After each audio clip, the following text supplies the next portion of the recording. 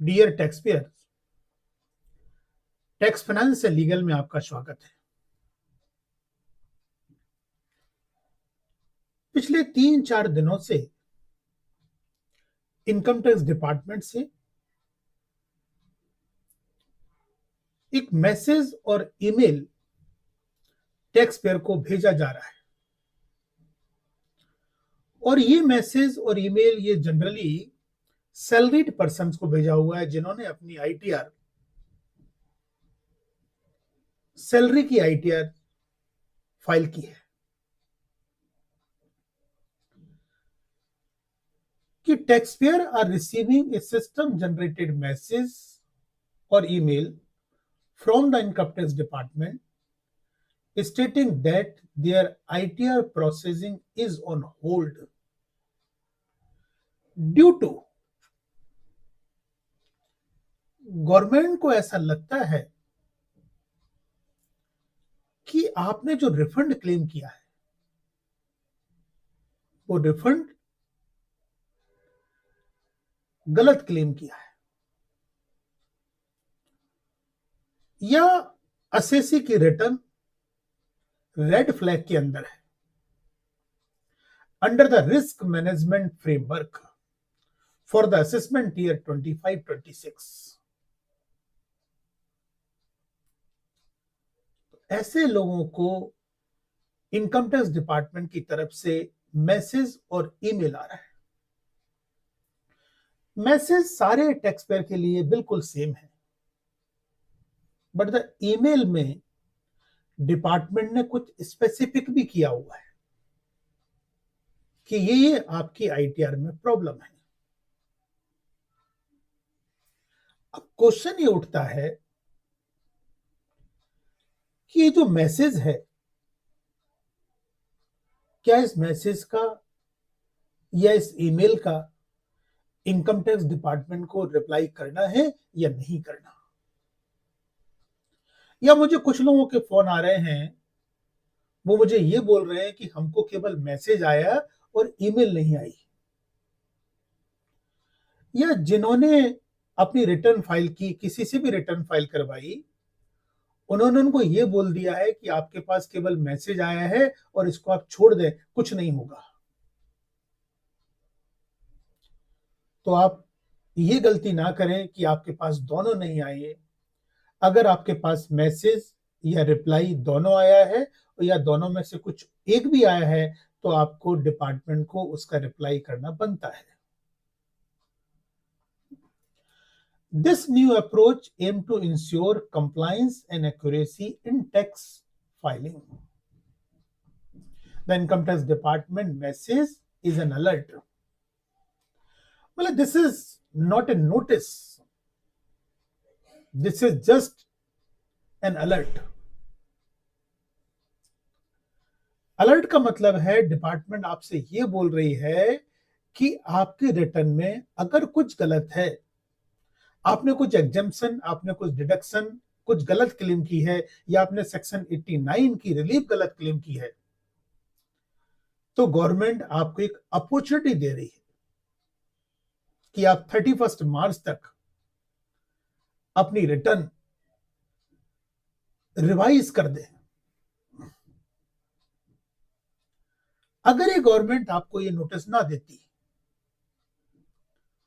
और डायरेक्ट अगर आपकी रिटर्न को स्क्रूटनी में डाल दे,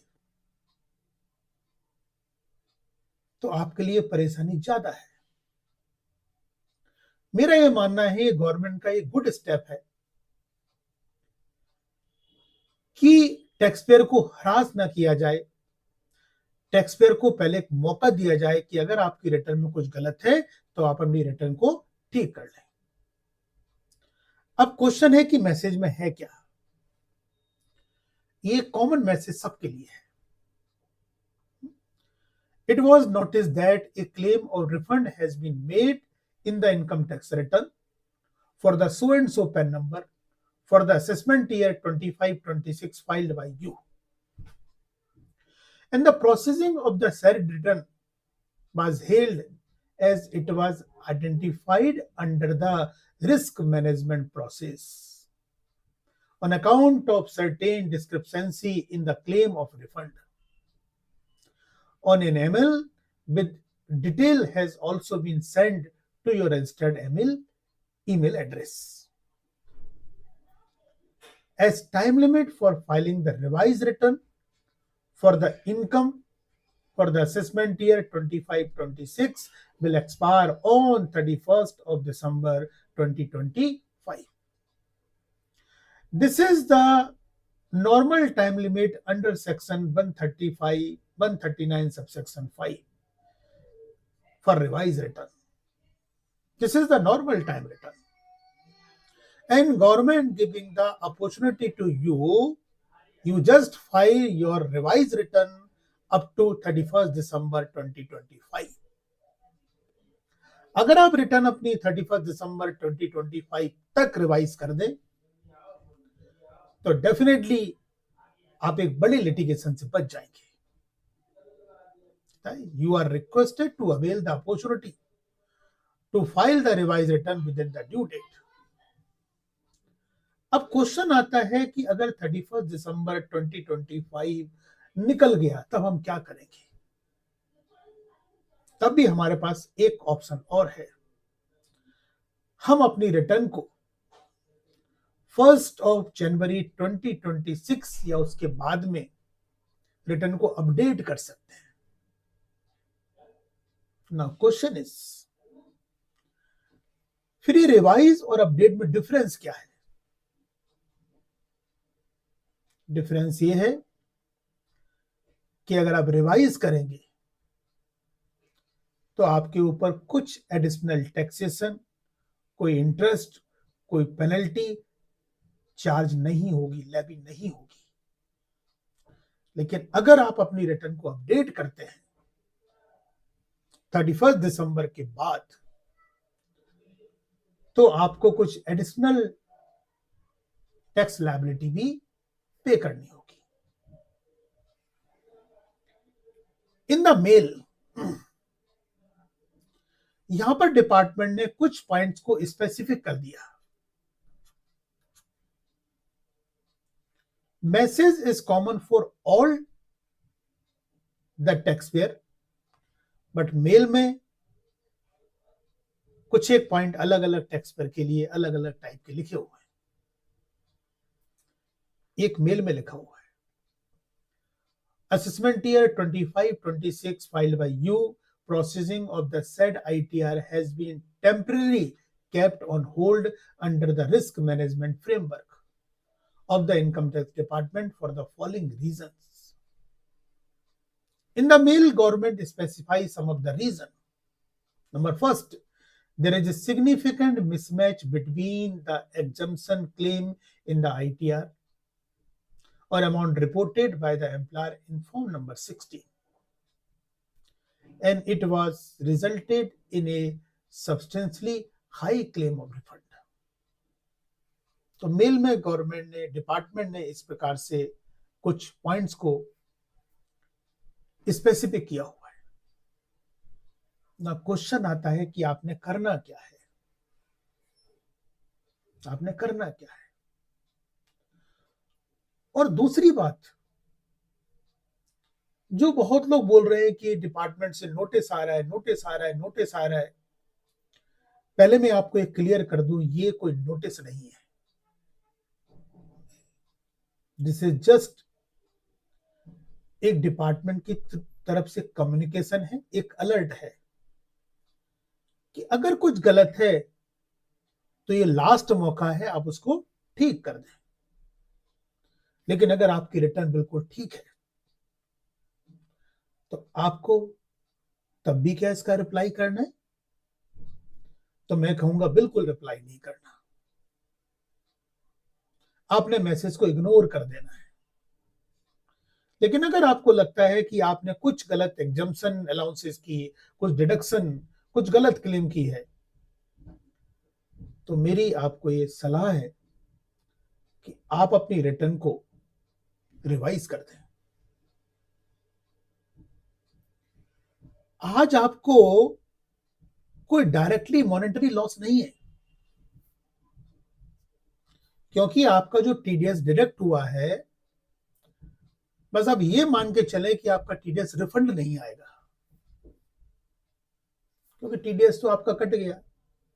वो पैसा आपके हाथ में पहले भी नहीं था, आज भी नहीं है। लेकिन अगर आपने इस नोटिस का रिप्लाई नहीं दिया और आपका केस स्क्रूटनी में आ गया, तो ये मान के चलना आप, स्पेशली वो लोग जिन लोगों ने कुछ गलत अलाउंसेस, गलत डिडक्शंस क्लेम किए, जिनके पास कोई सपोर्टिंग डॉक्यूमेंट नहीं है, प्रूफ नहीं है, तो आपका रिफंड तो जाएगा जाएगा, जो आपको नहीं मिलना, उसके ऊपर से आपको इंटरेस्ट, आपको पेनल्टी और जो मेंटल हरासमेंट है वो भी आपको सहना पड़ेगा। नाउ अब एसएससी क्या कर सकता है, आपने करना क्या है? सबसे पहले आपने इनकम टैक्स डिपार्टमेंट के पोर्टल पर अपने अकाउंट को लॉगिन करना है।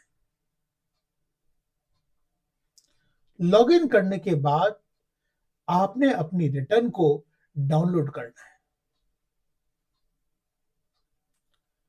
आपने अपनी एआईएस और टीआईएस को चेक करना है, डाउनलोड करना है, और साथ में अपने 26 एएस फॉर्म को भी आपने डाउनलोड कर देना है।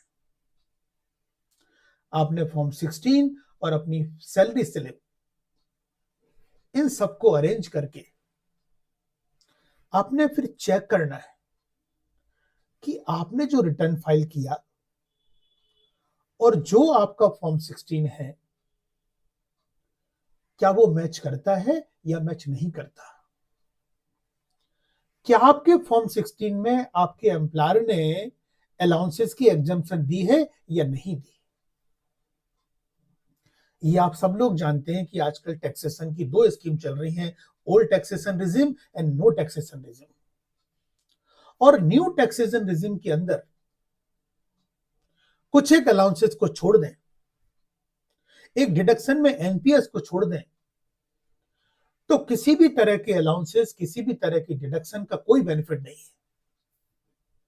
हमको स्ट्रेट फॉरवर्ड इनकम पर टैक्स देना पड़ता है। और आज जितने भी एम्प्लॉयर फॉर्म 16 बना रहे हैं, वो सारे के सारे एम्प्लॉयर फॉर्म 16 न्यू रिजिम के हिसाब से बना रहे हैं, क्योंकि न्यू टैक्सेशन रिजिम में हम अलाउंसेस की एग्जम्पशन ले ही नहीं सकते, एक्सेप्ट बहुत छोटे छोटे अलाउंस है जिसकी अमाउंट भी बहुत कम है। अचानक क्या हुआ, 24-25 फाइनेंशियल ईयर में, असेसमेंट ईयर 25-26 में इनकम टैक्स डिपार्टमेंट ने रिटर्न फॉर्म को चेंज कर दिया। अब इनकम टैक्स रिटर्न के फॉर्म में आप जो भी डिडक्शन क्लेम करते हैं या जो एचआरए की आप एग्जम्पशन क्लेम करते हैं, उन सबका आपको प्रूफ लगाना पड़ता है। आपने सपोज अगर 80D मेडिक्लेम की डिडक्शन ली है, तो आपको पॉलिसी नंबर, आपको कहां से आपने पॉलिसी ली, सब डिटेल देनी पड़ेगी। अगर आपने कोई लोन लिया हुआ है, तो आपने कहां से लोन लिया, कितने रुपए का लोन लिया, लोन का अकाउंट नंबर क्या है, कितना आउटस्टैंडिंग है, आपको सब इंफॉर्मेशन देनी पड़ेगी, जो आज तक इनकम टैक्स के इतिहास में पहले कभी नहीं था। तो इस बार काफी चेंज हो गया। जिन लोगों ने गलत रिटर्न फाइल की है,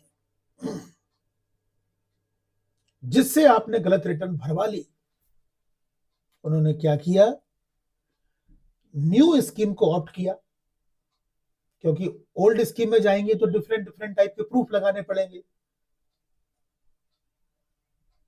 डॉक्यूमेंट का नंबर लिखना पड़ेगा। उन्होंने न्यू स्कीम में ऐसे ऐसे अलाउंसेस की एग्जम्पशन क्लेम कर ली जो अलाउंस बनते ही नहीं। जब अलाउंस की एग्जम्पशन बनती नहीं है, तो रिफंड का तो मतलब ही नहीं बनता। जहां तक कि अगर आप मेरा व्यू सुनेंगे, चूंकि आपके एम्प्लॉयर ने आपका 100% टीडीएस डिडक्ट किया, if you have some other income, like interest on saving bank account, interest on fixed deposit, तो मेरा तो ये मानना है कि आपको उस पर टैक्स और देना पड़ेगा, रिफंड तो आप भूल जाए। अब हमने अपने डॉक्यूमेंट को क्रॉस चेक करना है। Now check whether there is any mistake in your return or not. आपने चेक करना है जो आपने इनकम डिक्लेयर किया उस इनकम को आपने फॉर्म 16 AIS और 26 AS से मैच करना है।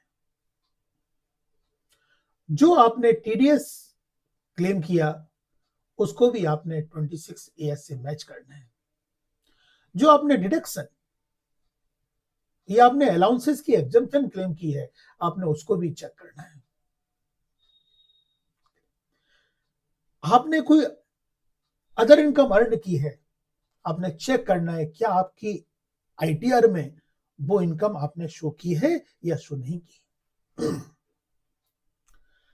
हम ऐसी सी चीजें देखते हैं AIS में, हमारा शॉर्ट टर्म कैपिटल गेन या लॉन्ग टर्म कैपिटल गेन है, बट जिसने भी आपकी ITR फाइल की उसने आपकी ITR 1 सबमिट कर दी, 1 फाइल कर दी, जबकि ITR 1 में शॉर्ट टर्म कैपिटल गेन होता ही नहीं है।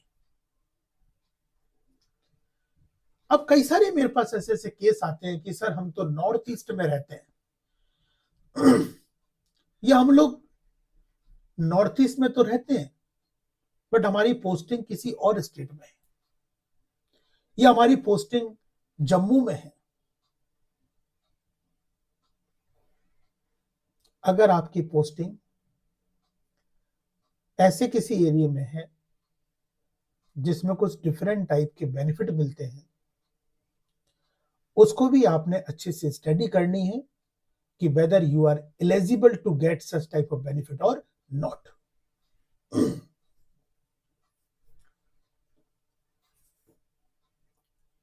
अगर आपने किसी भी तरह की मिसमैच आपकी रिटर्न में है तो मेरी आपको एक एडवाइस है कि आप अपनी रिटर्न को रिवाइज कर दें। कब तक रिवाइज कर दें? 31 दिसंबर 2025 तक, under section 139 sub section 5। Clear? So correct income, correct deduction and verify the revise return और आप टेंशन फ्री हो जाए। आपका रिफंड जो आपको लगता है वो आएगा, आप इतना मान के चलें कि मेरा रिफंड अब नहीं आएगा, बट सबसे अच्छी बात यह होगी कि आप एक लिटिगेशन से बच जाएंगे और आपको जो अननेसेसरी एक्स्ट्रा पे करना होगा इंटरेस्ट का, पेनल्टी का, वो आपका बच जाएगा। और जो आपको एक लंबे समय तक again and again different different type के डॉक्यूमेंट सबमिट करने हैं उसके लिए आपने कंसल्टेंट हायर करना है, उसकी जो फी होगी मेरा मानना है आपकी वो फी भी बच जाएगी। बट सपोज अगर आपने जो रिटर्न फाइल की है और वो रिटर्न आपको लगता है बिल्कुल ठीक है, आराम से आप बैठे, आपको कोई रिवाइज रिटर्न फाइल नहीं करनी, पर आपने करना क्या है, आपने अपने डॉक्यूमेंट एक जगह रख लेने। क्या क्या document? Form 16, 26 AS, AIS and proof of all the deduction and allowances की जो एग्जम्पशन आपने लिए वो, और साथ में अपना बैंक स्टेटमेंट। अगर सब कुछ ठीक है, बाई चांस अगर डिपार्टमेंट से कोई नोटिस आएगा तो आपके पास सारे डॉक्यूमेंट तैयार होना चाहिए उस नोटिस का रिप्लाई करने के लिए।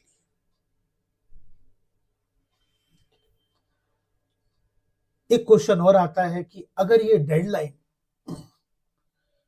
31 दिसंबर 2025 की आपने मिस कर दिया, आप क्यों मिस करेंगे? मिस आप तभी करेंगे जब आपको कुछ गाइडेंस गलत मिलेगी।